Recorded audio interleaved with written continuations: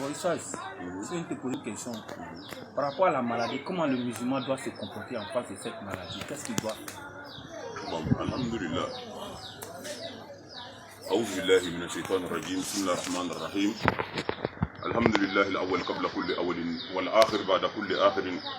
بأوليته وجب أن لا أول له وبآخريته وجب أن لا آخر له وأشهد أن لا إله إلا الله وحده لا شريك له وأشهد أن محمدا عبده ورسوله شهادة يوافق فيها سر الإعلان والقلب اللسان اللهم فاطر السماوات والأرض خزناك ربا رحيما فتحيزنا عبادا مرحومين ثبتنا بالقول ثابت في الحياة الدنيا وفي الآخرة واجعلنا على بينة من أمرنا ولا تجعلنا من الأخسرين أعمالا الذين ضل سعيهم في الحياة الدنيا وهم يحسبون أنهم يحسنون صنعا واحشرنا في زمرة محمد صلى الله عليه وسلم يوم تشخص في قلوب الأبصار لا إله إلا الله محمد رسول الله ربي اشرح لي صدري ويسر لي أمري واحلل عقدة من لساني يفقهوا قولي amadu abali keke no kayin ngani mi ke bananka kura alhamdulillah ngani jarani abu yana auma nga sani amba ko amanda do bananka kura ala tanudin ko fe soli yere sabatini kira kan ko fe anga ka lon ka foko an tuti ana nakay anti nakay mo kan ko lo anga ka lon banan nana ala o tala ka anga latige bla nyami ma olo banan manna ala ka anga latige bla nyami ma olo lon law ko kullu hadasin natijatun li hadasin qablahu wa fi nafsi alwaqt muqaddimatun li hadasin la yazalu fi dhamir alghayb ko le nyabara na kera uyi ko do ko jabili et puis ko kelengeli fana ko do fana ka nyablalo sadi banaide kodo ka ko jabilo le kodo le ka ko jabilo mais comme il ka ko jabilo ala le balo et puis en même temps kodo fana nyablalo comme il fana ka nyablalo ala le balo nous ko so temeni ni nata ala ke le balo ngani banay nanana ni la jarabili nanana ala o taala ka sulaiman ladini muye ala ka mo ladini muye akadama din ladini muye ala o taala ka anda akodle anya bato ale ka la jarabili be ama bato ale ka la jarabili be sulaiman kan ka ko kelen famya amidu ka kuma do fo aka hegeto chama oni ala o taala bore ko ala ka le be ala te boyu ka fo re ko da la bore ko te duli ala te boy ya famya abu fora boya ni daraja ni fengol ko so sinon ni ala be boy ni famiti bina boya ka tema fembe kan wuli ba ala ka la jarabili parce ala ka la jarabili ma ala ka re to ya famya donc ora la jarabili ka boni wuli ko so na kuna mora ibi fendo le soro mi ka boni fembe no ya arjana ala ma foko amena du ko kan ko amena la ka suno la bismillahir rahmanir rahim tabaraka alladhi bi yadihi almulk wa huwa ala kulli shay'in qadir alladhi khalaqa almauta wal hayata liyabluwakum ayyukum ahsanu amala sadaqallahu alazim ako masaka here chayara masami masaya yere baburu sanu lurtante ya famia wa wolo be soro masaya mi kono saya be soro mi ko te masaya mi te wolo ite sa wo yere bale le bo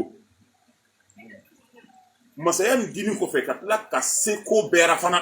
masaya ngono masa bele te yelema aka masaya kono aka dai nyami la masa be dise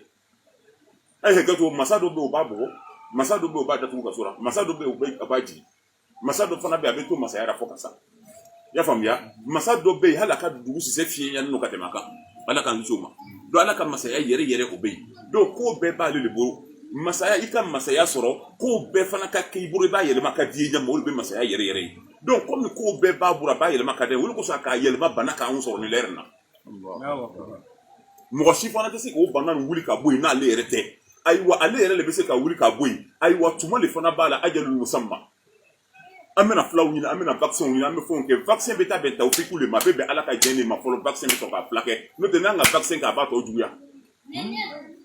do ora min kan wi atadarru ila allah sadi aman yere doya kan yere mati kadi ala makala dari ka loka foko ala taala amika karabari koro amika masaya koro banay mo siti se ka wuli ka bo ni ele ala te ami darle ikana anfle anga jurumu ma ikana anfle anga kewaluma o ya folo e folo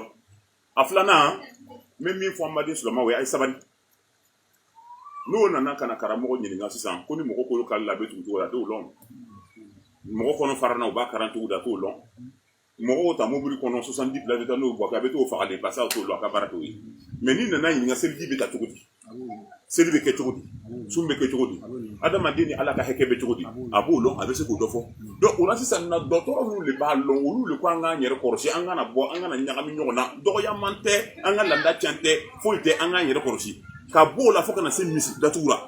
misiri datugu an bɛna kuma o kan an nana ye anbaden dɔw wulila ka taa limaniya fɛ an ka kɛ ten adamaden bɛ baara kɛ n'i ka lɔnni degré la i tɛ baara kɛ n'i ka i bɛ wanjulu kɛ wanjulu afwan i bɛ wanjulu kɛ n'i ka lɔnni degré la i tɛ wanjulu kɛ n'i ka limaniya degré ye n'i ka wanjulu kɛ n'i ka limaniya degré i bɛ mɔgɔ bɛɛ halaki parce que bɛɛ ka limaniya ma se i ta ma mais lɔnni degré bɛ yɔrɔ bɛɛ lɔnni min bɛ yan silamɛya la o de bɛ Indonésie o de bɛ Amérique o de bɛ Saudi Arabie o de bɛ yɔrɔ bɛɛ bon maintenant silamɛya n'i nana ka na kalan sisan i ka lɔnni degré i b'o de fɔ mɔgɔw ye ele ta tɛ silamɛya ye mɔgɔw ta tɛ ala ta dɔ ye n'i ko ala ko cira ko jɔn bɛ se ka wuli mais maintenant n'i ko bɛɛ ka nanfila 100 seli su kelen kɔnɔ ele bɛ se anw tɛ se o o ye kelen ye fɔlɔ a filanan ni ala ka droit ni adamaden ka droit ka ɲɔgɔn kunbɛn ala ka droit de bɛ bin ni ala ka droit ni adamaden droit ka ɲɔgɔn kunbɛn ala ka droit de bɛ bin a bɛ lɔnnibagaw ɲininka usulutiw wuli fɛnw a b'o bɛɛ ɲininka i b'o faamuya cogo di n'an bɛ selila selilɛri sera ala ka droit sera n'an wulila n'an bɛ selila ni denya ni tagamatɔ wunumatɔ taara k'a bɛ bin kɔlɔn kɔnɔ an bɛ seli tigɛ k'a kisi parce que ale nin kɔnɔ seli caman de bɛ na bɔ o la mais ni nin tiɲɛna seli bɛ kɛ cogo di bon o tuma n bɛ silamɛw ɲininka o an kana misiri datugu an kana nin kɛ ten an kana nin kɛ ten an kana nin kɛ ten parce que lɔgɔfiyɛ ma datugu parce que dɔgɔtɔrɔsow ma datugu parce que politigiw ka centre ma datugu dɔrɔmiyɔrɔ dɔ bɛ o ma datugu hakɛ to de silamɛcɛ sabari silamɛya tɛ mɔgɔ ka kojugu filɛ ka kojugu kɛ silamɛ tɛ mais silamɛya bɛ mɔgɔ ka koɲuman de filɛ ka koɲuman kɛ an man ka taa tiɲɛnikɛlaw ma olu ma kɛ donc an t'a kɛ la anw de bɛ ɲani kɛ mɔgɔ bɛ exemple t'an kan o m'a fɔ ko ka misiri datugu ka taa se lahara ma dɛ ko ka misiri datugu wagati ni bana tɛmɛna an b'a dayɛlɛ anw silamɛ de kan ka kɛ premier ye k'o lamɛn anw silamɛ de kan ka kɛ premier kana dugu dɔw filɛ quoi dugu dɔw ni anw tɛ kelen ye se min bɔ olu ye o bɛ tobiliw kɛ ka taa d'u ma u ka sow kɔnɔ o bɛ filaw d'u ma u ka sow kɔnɔ o ka facture tɛ sara o bɛ tila ka wari d'u ma ka fɛnw d'a ma mais anw ka jamanaw ye fantan jamanaw de anw tɛ se o donc o la sisan n'a fɔra ɲɛna k'i n'a taara misiri kɔnɔ bana in bɛ yɛlɛma kan'a fɔ ko ala yɔrɔ lo ko bana in tɛ se ka taa yen ko n'o fɔ dɛ ko n'o fɔ lɔnnibagaw bɛ yen n bɛna kuma dɔɔni fɔ ala taara ka kɛlɛ ɲɛmɔgɔ fila dɔw tun bɛ yen kelen tun bɛ yen ko Amr bun As rahimahullah radiyallahu anhu kelen tun bɛ yen fana ko Shurhabil bun Hasana o nana taa Wadi al-Ordon o ye Jordani Syrie Jordani fan fɛ o taara kɛlɛ dɔ la o taara to kɛlɛ nin na fléau k'o ta alwaba bana k'o ta sabaw jihadukɛlaw u bɛ sara dɔrɔn mɔgɔ waa damadɔ ma sara i y'a faamuya bon kuma kun taga suguya kosɔn fo saba dɔw yɛrɛ hinɛna ka wariba dɔ bila ka taa di o yɛrɛ kɛra ko dɔ ye sedɔnba de yɛrɛ ma fana bon an ko an tɛ o yɔrɔ la yen n bɛ fɛ ka fɔ donc o la ala t'a filɛ k'i bɛ jihadu la k'i bɛ seli la k'a ka latigɛ tɛ se ma ala t'o filɛ o tuma ni latigɛ bɛ se ka na ni fɛn min bɛ se k'a bana biri an kan k'o supporter quoi an kan ka kuma tɔgɔ lamɛn k'a baara kɛ n'a ye pour que an bɛ kisi donc o la an b'aw ɲininka ni telemana sera sanji tɛ nana o tuma de la an kan ka caniveau tigɛ wa an kan ka tunneliw sɔgɔ wa an kan ka dugu fɛn wa ou bien an b'a to yen ni sanji de daminɛ n'an b'a kɛ an b'a kɛ tilemana na de kɛ wala ni sanji nana tiɲɛni tɛ kɛ mais o tuma silamɛw tɛ bɛ fɛ le o ko bana in ye mɔgɔ dɔ faga misiri la an b'a fɔ mɔgɔ 3 sara abobo mɔgɔ 4 sara tekube mɔgɔ loru sara yamusokuro an bɛ sɔrɔ ka misiri datugu wa hali ni mɔgɔ kelen de sara an ka misiri datugu o ka taa misiri kɔnɔ mɔgɔ kelen an bɛ se ka nin sɔkɔ wa adamaden kelen ni k'a faga k'a lawuli kama kɛra komi ka mɔgɔw bɛɛ faga dugu kɔ kan donc o tuma na an b'a ɲini an bamusow n'an facɛw fɛ ani silamɛw fɛ anw yɛrɛw fana fɛ an ka essayer k'o ka ko ninnu respecter ka filɛ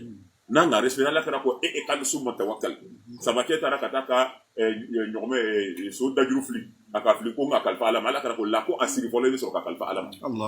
voilà donc lɔnnibagaw b'a fɔ al-wiqaya ahsan min al-ilaj la prévention est mieux que guérison i ka ye wa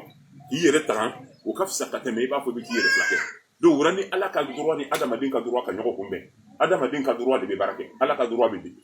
parce que ele kelen pe n'i ka droit in dɛnna n'i ma kɛ mɔgɔ miliyari de bɛ ala fɛ mun bɛna baara nin kɛ ala fɛ mais ni ele kelen i bana k'i tɔɔrɔ ni k'i b'a kɛ fanga la n'i sara don donc ala tɛ jigin an na ko an ka misiriw datugu ko an ka kow kɛ mais an k'a nata ko misiriw dayɛlɛ o ka ɲi an k'a nata mais ni tun bɛ fɛ ka kelen pe min fɔ fana ni autorités tun bɛ se ka to seli welelaw kɔnɔ u bɛ seli wele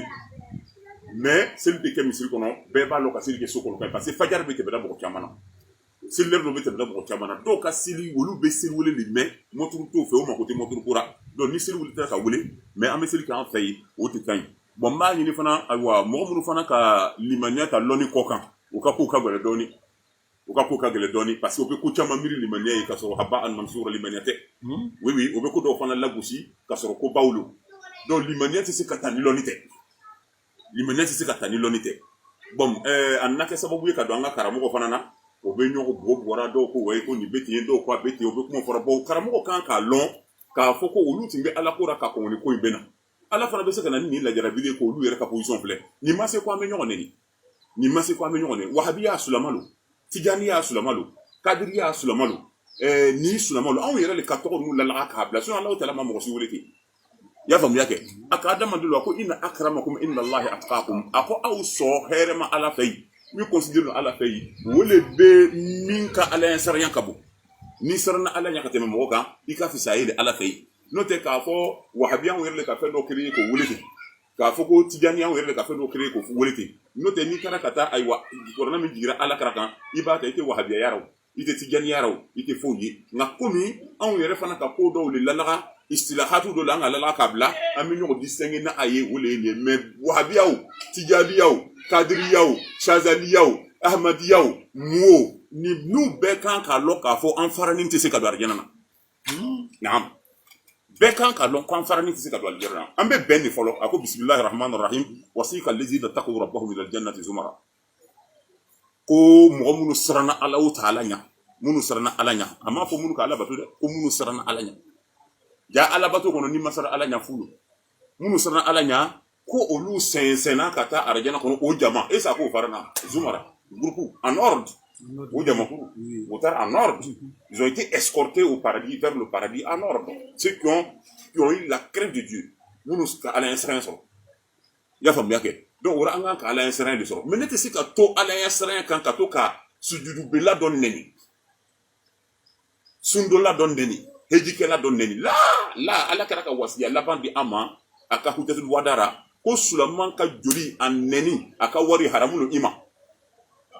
oui haramulu ima imanga ki bade sulaman neni na be sujudu be imanga ka neni sujudu be la man ka neni saba o man sujudu be la foi kere ya famia wa donc urasi sa anga ka lo ame mina ne ni mi kwa isuna mo ni ya lo ko ni ya wuli wuli kada ya wuli ti foi kere ni mi kwa itijani ni ya lo ko ni ya wuli kada ya wuli ti foi kere anga na toka relubla an jusukuna c'est-à-dire kana sulaman do kon ala kana to abe blade jusukuna ala kana to abe blade jusukuna ala kana to abe blade rosi anga ka shoko ni lerna ka nyom na ka kelenye ka faran dabla wala sa mi se ka do arjana kono ni wasiya de fitini mi se ka mindi mo ma aywa malo ni ka ngani jabi so abenama mais do rebe le foka bismillah parce que nga do fana ko gouvernement ka o juma to ko feni juma gbana ko nga misi do be ma fa biya misi ko me black ko no misi do se ka yoro do jenga ke juma o se la o jena ka se ko ka juma se bon slama tabro be ko dini bon o bente quoi o bente parce que gouvernement yere ka côté gouvernement ka fait min fo fanga min ka boy mani ba ko ni se ti folo i ka fanga to respecter i se ko da mayira sulama uti be maka fanga tin to fe folo uti be dogo yoro ra ka siri be ko ke ni toro ko so ra tara ba ko ka sabri wala ka de me benana ima ye ambade nu kan ka mi famia wole ye ne ele kelin tara ka ta do yoro dorati a groupe damani ka siri wo be aw doron ka ke walta ka sulama benen nay ikaiwa aye ni na fora tuma ko anga ko do ke jamana sulama o le baketi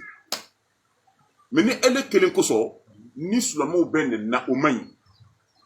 na fora te ambe ala li dari ala ele nan ne ko nye o ka semen flafo wala makalu kelu be kalu flafo o kalu flan temena hali bi o ta toranga misi daire bana hali banga misi daire seba anye fanga ba fa me wuli ka ko ke mi ka do banga droit ngani ko fora ne an le be kon ka ban ni ko fora an le be ko ka ban abena fo sandora ko ayi ni de ko wari ya ko andi ka ko fo anga magere de sulama wule ka keti na kere de duran to chana do ko so ambi sabari ala utala ka sulama la dini sabarli kata seli misiri kono o kiti be nyami manni sunnatu muakkada duli sunnatu muakkada do sunna min ka bay c'est-à-dire c'est surrogatoire accenté ko do to ko kambe no tantu na do fo ambade sulama ko wala doni ba maraka ante to ko kambe wala akal arabu kan yere antame wala amanse ko da mayira de gara wala hali jula kan yere antame kan do akasabari do ura donc si ça kata seri misiri kono sunnatu muakkada lu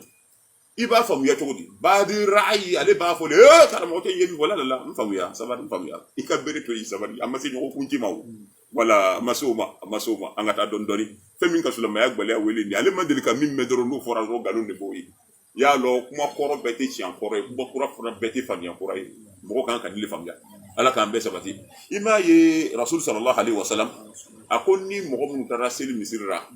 yɔrɔ dɔ yɛrɛ ko jama seli n'a sera jama na misiri ma fɔ ko o bɛ daraja 27 baraji tɛ dɛ baraji tɛ seli la baraji tɛ seli la min bɛ seli la o ka bon ni baraji daraja de bɛ seli la i b'a faamuya cogo di ni i bɛ fɛn sumana i b'a fɔ kilo 1 kilo 2 kilo 3 n'a taara se waga kelen ma a bɛ bɔ kilo yara a bɛ kɛ tɔni ye i y'a faamuya wa donc seli ta bɛ o cogo de la ala kɛra ko sallallahu alaihi wasallam ko ni mɔgɔ min ka harafu kelen kalan kuranna harafu kelen ko o bɛ baraji 10 baraji kuma bɛ fɔ o yɔrɔ baraji 10 mais ni lɔra seli la sani bɛ taa ban i bɛ harafu joli de kalan lɛtiri joli o ka ca fo ka tɛmɛ donc baraji to ni ɲɔgɔn ka ca ma o de bɛ kɛ daraja ye donc daraja de bɛ seli la mais a ko ni mɔgɔ min fana seli la so kɔnɔ n'a ma taa seli misiri la ko daraja 10 ni so kɔnɔ seli nin ti man ɲi a tɛ minɛ fiyewu daraja 10 tɛ se ka sɔrɔ o la donc ni ko dɔ nana ni bɛ kɛ sababu ye ni bana bɛ tila ni ɲɔgɔn cɛ n'an kɛra ɲɔgɔn kan an bɛ misiri datugu ni wagati sera an b'a dayɛlɛ donc silamɛw ka sabali ka nin faamuya i y'a faamuya wa k'a fɔ k'an bɛ siran na gouvernement ɲɛ o tɛ anw ka siran gouvernement ɲɛ o da ma di gouvernement yɛrɛ la mɔgɔ bɛ siran fɛn kuntan de ɲɛ mɔgɔ bɛ siran benganikɛyala de ɲɛ mɔgɔ bɛ siran tɔɲɔnikɛla de ɲɛ donc n'an ko an bɛ siran gouvernement ɲɛ an ka gouvernement juge mal an ko tɔɲɔnikɛla lo an ko benganikɛla lo donc gouvernement fana kana to an bɛ siran ɲɛ a y'a to an b'a bonya o de ka ɲi voilà que le gouvernement nous permette à lui respecter mais faut pas il va nous permettre d'avoir peur de lui avoir peur de lui le sens n'est pas bon